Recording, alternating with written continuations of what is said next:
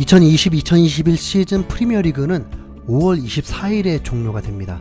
그때까지 각 팀마다 약 8경기에서 10경기 정도 남았기 때문에 현재 30라운드 정도 치른 상황에서 순위는 최종 순위가 결코 아닙니다.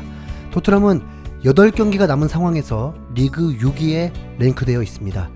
리버풀과 같은 승점이면서 한 단계 순위가 높고 4위 웨스트햄과 정확히 3점 차이입니다. 남은 8경기로 언제든 순위는 뒤바뀔 수 있습니다. 또한 3위 레스터 시티도 결코 안심할 순 없죠. 지난 시즌에도 상위권에 있다가 점점 순위가 떨어지더니 결국 챔피언스리그 진출을 놓치고 유로파리그로 떨어지게 되었습니다.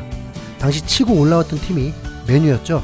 2020년 1월 7위에 머물러 있었고 솔샤르 경질설까지 나오면서 최대 위기였지만 겨울 이적 시장에서 브루노 페르난데스 한 명이 들어오자 팀이 완전히 바뀌었고 최종 순위 3위까지 오르게 되었습니다.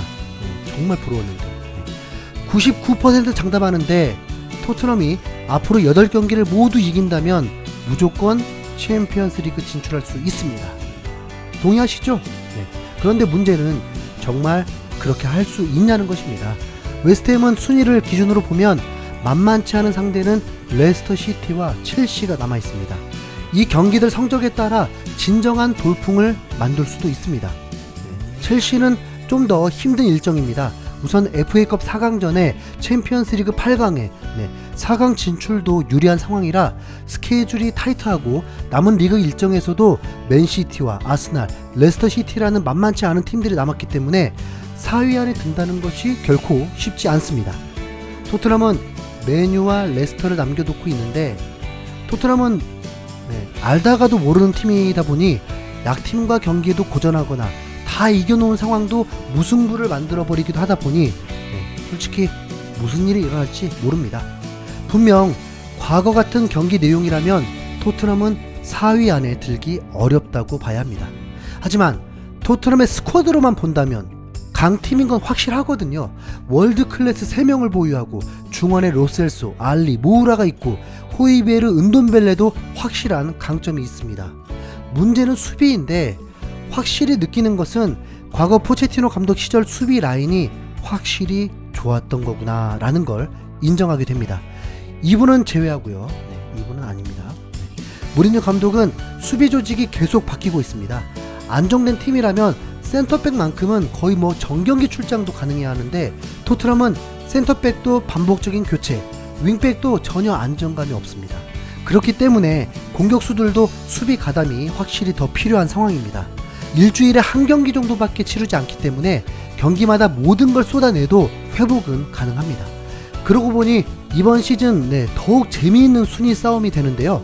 레스터시티는 가장 중요한 선수라고 할 수 있는 바디가 부상으로 빠진 상태로 경기를 소화해야 하는데 3위이면서도 4위, 5위, 6위와 모두 경기를 남겨두고 있습니다. 그러니까 레스터시티가 4위 웨스트햄, 5위 첼시, 6위 토트넘과 경기를 남겨두고 있는 것입니다. 3위라 해도 이들보다 더 강팀이다라고 할 수도 없고 4위를 하기 위해 혈안이 되어 있기 때문에 만약 이 팀들에게 모두 패배한다면 레스터는 순위가 뚝뚝 떨어지게 됩니다. 그렇기 때문에 아마 리그 마지막 경기인 토트넘 레스터시티의 경기는 챔피언스리그 결승전 같은 상황이 일어날지도 모릅니다. 그래서 토트넘에겐 한 경기 한 경기가 정말 중요한 상황이죠. 하지만 토트넘은 벌써 내년을 준비하는 기사들만 쏟아집니다. 진짜 토트넘은 내년에 새로운 팀이 될 수도 있습니다. 감독이 바뀔 수도 있고 수비수들이 다 바뀐다는 얘기도 있습니다. 풋볼 런던은 알리를 비롯해서 라멜라, 알더베이럴트, 시소코, 에릭 다이어, 윙크스, 오리에, 포이스, 가자니가 등 9명을 방출 대상자로 지목했습니다. 이들을 모두 이적시킬 경우 2230억 원가량의 수입을 기대할 수 있는데 이 돈으로 수준급 선수를 데려와서 경쟁력을 회복해야 한다는 게 풋볼 런던의 주장입니다. 이들을 다 내보낸다는 건 힘들겠지만 손흥민 팬들에게 익숙한 선수들이 떠날 확률은 매우 높습니다. 우선 이런 찝찝한 얘기는 시즌 끝나면 얘기하도록 하고요. 지금은 2달 동안 토트넘이 똘똘 뭉쳐서 팀을 4위로 끌어올려야 합니다. 그래서 토트넘의 핵심 손흥민이 직접 나섰습니다. 손흥민이 토트넘 공식 홈페이지를 통해서 나는 긍정적인 사람이다. 4위와 승점 차이가 3점뿐이다. 뉴캐슬 유나이티드를 꺾었다면 더 좋았겠지만 그러지 못해 슬펐다. 컵대회 결승전을 포함해서 이제 9경기만을 남겨두고 있다. 남은 일정이 굉장히 중요하다. 우리는 준비되어 있어야 하며 전사가 되어야 한다. 챔피언스 리그에서 뛰는 건 우리의 목표이자 구단 그리고 팬들의 목표이기도 하다. 우리는 모두 다음 시즌 챔피언스 리그 출전에 초점을 맞추고 있다. 목표 달성을 위해 최선을 다할 것이다. 지난 시즌보다 오히려 좀 더 좋은 위치에 있다. 이렇게 인터뷰를 했습니다. 특별히 전사가 되어야 한다고까지 강조하면서 동료들에게 강한 정신력을 요구했습니다. 토트넘은 이번 시즌 줄곧 듣는 말이 있습니다. 잃어버린 승점 무려 15점에서 18점까지를 얘기하고 있습니다. 다 이긴 것 같은 경기에서 종료 몇 분 남기고 나서 어이없는 실점으로 승점을 잃어버렸다고 해서 이런 말이 나온 것입니다. 무리뉴 감독은 감독 커리어 동안 실점도 많지 않을 뿐만 아니라 앞서 나가고 있을 때 승리를 지키지 못하는 경우도 많지 않았다 보니 한 기자가 질문을 던졌는데 자신은 똑같고 선수가 다르다면서 명장과는 거리가 먼 답을 했었습니다. 분명 토트넘은 이런 경우가 너무 많았습니다. 그래서 케인은 크게 실망하기도 했고 동료들에게 열정이 부족하다고 경기 후반에 해이해진다고까지 질타했습니다. 아스톤 빌라를 이긴 후에 뉴캐슬과의 경기에서도 그 사태가 일어났기 때문에 팬들도 모두가 더 분노한 것이죠. 손흥민이 슬펐다고 표현하듯 토트넘은 분위기가 다운되어 있었기 때문에 분발을 촉구하며 전사가 되자고 한 것입니다. 그리고 토트넘 공식 트위터에는 훈련 영상이 올라오게 되었습니다. 자체 게임을 하는데도 실전을 방불케 하며 선수들이 열심이었고 선수단 분위기 자체가 나빠 보이지 않았습니다.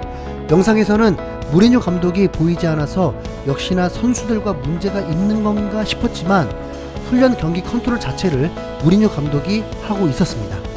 너무 열정적으로 훈련을 해서 오히려 부상으로 인해서 정작 가장 중요한 경기에서는 문제가 생길까 염려가 되기도 했는데요.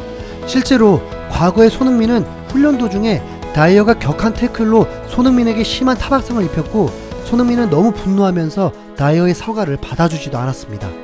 우선 선수들의 훈련 태도가 격렬할 때는 오히려 팀 분위기가 좋다는 것을 예상할 수 있습니다. 우려를 불식시키고 선수들이 전사가 되어서 상대해야 할 상대는 맨체스터 유나이티드입니다.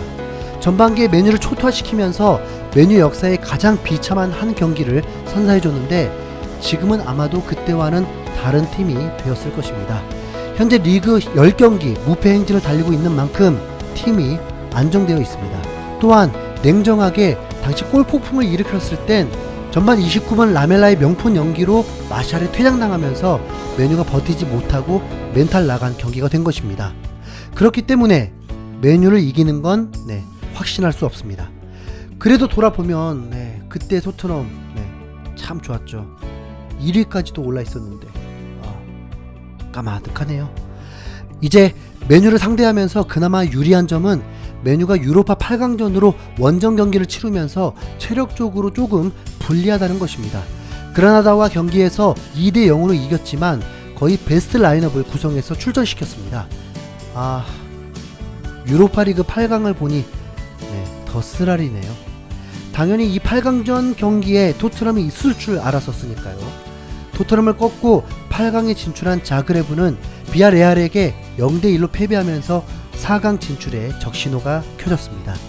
이왕 자그레브가 유로파리그 우승을 하길 진심으로 바라봅니다.